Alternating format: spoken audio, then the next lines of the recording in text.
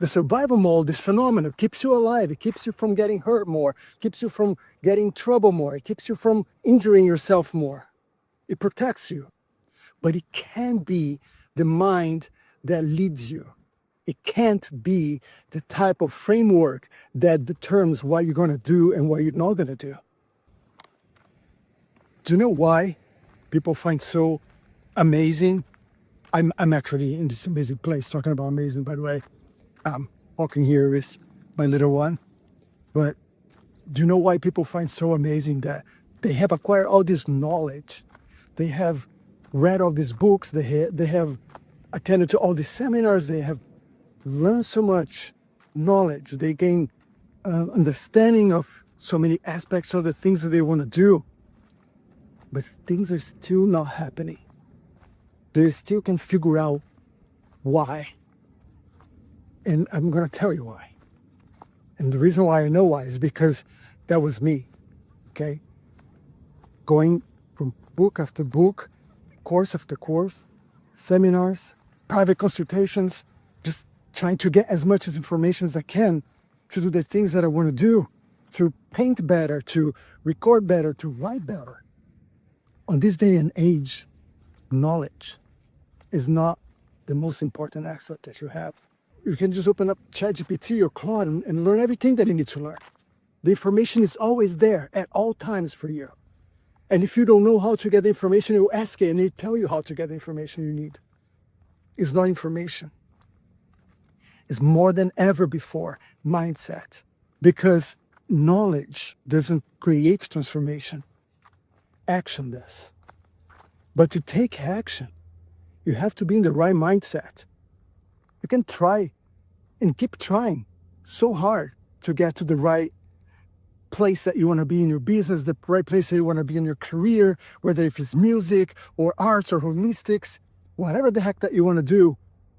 And it's your mindset that is not giving you the tools and the principles and the patterns that you need to get there. It all comes down to patterns. And the reason why is because the subconsciousness only responds to patterns. Your subconscious is always paying attention to what repeats and how it repeats and why it repeats. And it learns from those repetitions and creates its own habits. And some of those habits are not doing you much of a favor. They are not helping you get where you want to be. And yet they're still there. Why? Because your brain, your subconscious, but your brain is always trying to keep you alive.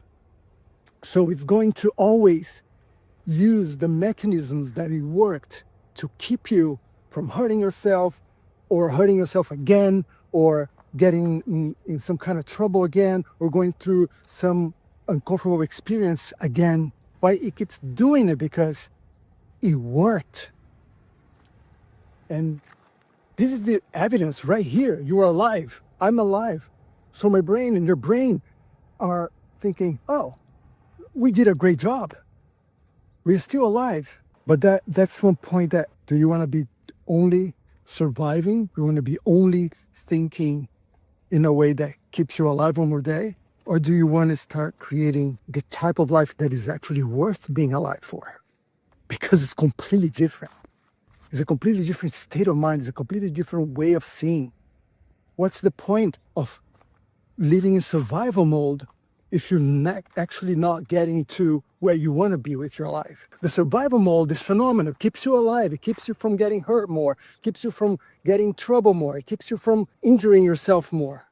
It protects you. But it can't be the mind that leads you. It can't be the type of framework that determines what you're going to do and what you're not going to do. So how you change that? She knows the answer. She heard that many times before. Come on. Is that you have to get into a higher consciousness, a higher creative mind, the mind that doesn't need to be surviving because it's too busy creating. Because if you're creating more life, you're creating more opportunities, you're creating more possibilities, you're creating more probabilities, then you're not spending so much time in just surviving. And I know that a lot of the time it's really hard to even think about creating anything or start something or engage on something that is dear to your heart, because you don't even know how you're going to get the next thing that you want to get, which can be a new client, a better job, better health, better pay. Here's the answer to this. The same patterns that work now against you because they were put in place to keep you alive, but they weren't put in place to keep you living. Those same patterns can also work for you. So you can create new patterns. And those new patterns are going to put you on a state that you need to be to actually create action, to actually realize dreams, to actually engage in possibilities, turn them into probabilities, and turn into factualities. You have to tell your mind, your thinking mind, that voice inside your head, you have to get into agreement, and you have to tell that voice inside, that little thinking mind inside your own mind, and say, thank you for keeping me alive, but now I need to have a conversation with the higher mind, the one that's going to introduce me to a new world of possibilities, that is going to open the gates to creativity, the ones that are going to engage and excite me to do things.